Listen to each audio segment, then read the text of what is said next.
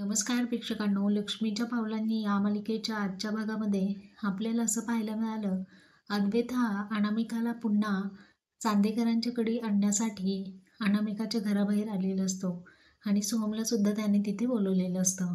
आता घरामध्ये गेल्यानंतर अनामिकाचे बाबा आणि अद्वैत यांच्यामध्ये संवाद सुरू असतो. तेव्हा अनामिका तिथे आलेली असते आणि अनामिकाला अद्वैत म्हणतो, चहा पाणी विचारल्यानंतर फॉर्मॅलिटीज नको आहे अनामिका, आपल्या घरी सगळेजण तुझी वाट पाहत आहे.